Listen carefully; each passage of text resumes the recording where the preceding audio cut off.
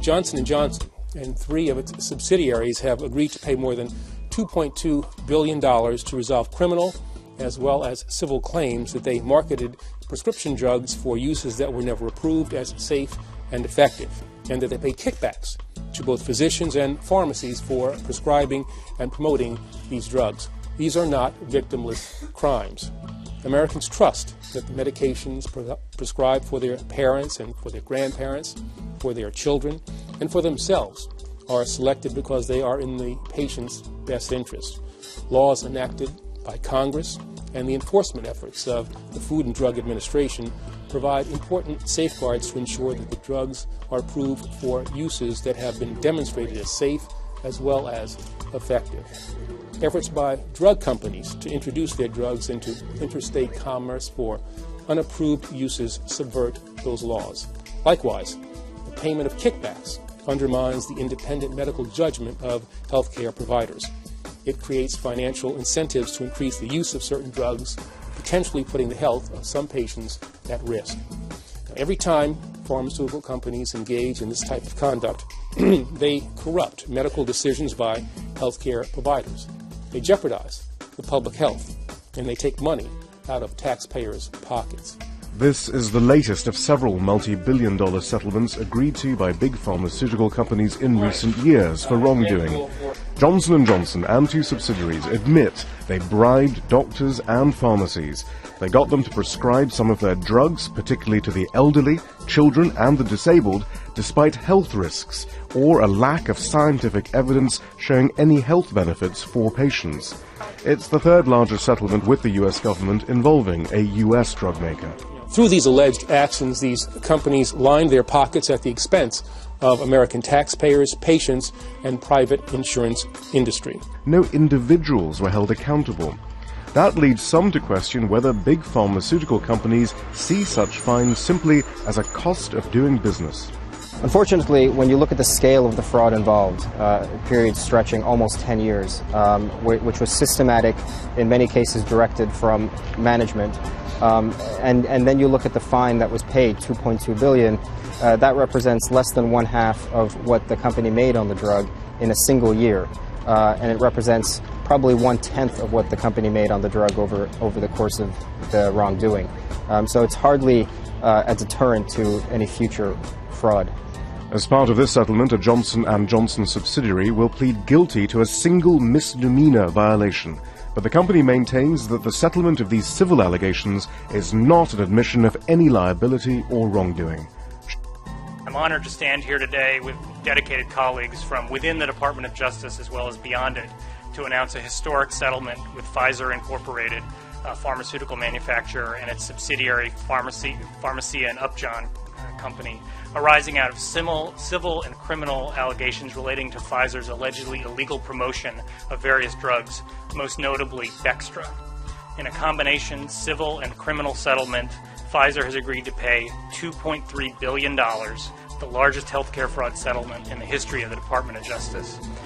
Within that $2.3 billion is a criminal fine of $1.195 billion, which makes it the largest criminal fine in history. When a drug is marketed or promoted for non-authorized so-called off-label uses, any use not approved by the FDA, as was the case here, public health may be at risk, and there's a real danger for patients that the medical providers who prescribed the medicine or the device don't have full information about the drug's risks and benefits.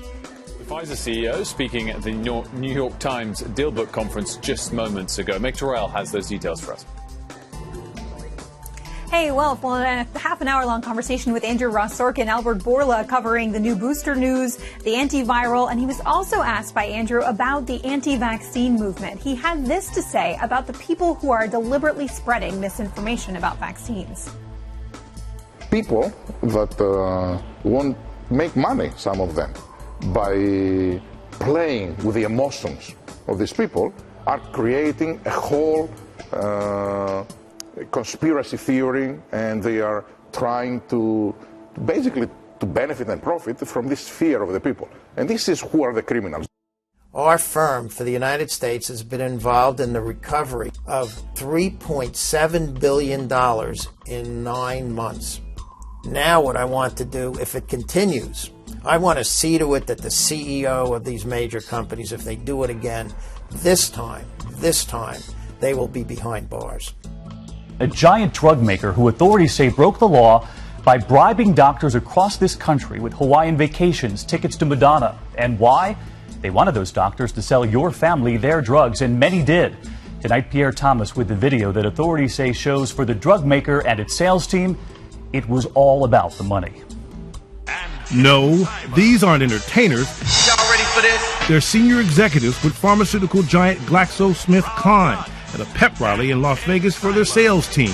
Who wants to be a millionaire? The goal to rev up sales as part of what prosecutors say was a culture of greed, where patient safety took a backseat to profit. You do the math. There are people in this room who are going to make an ungodly sum of money. The company apparently spared no expense to entice doctors.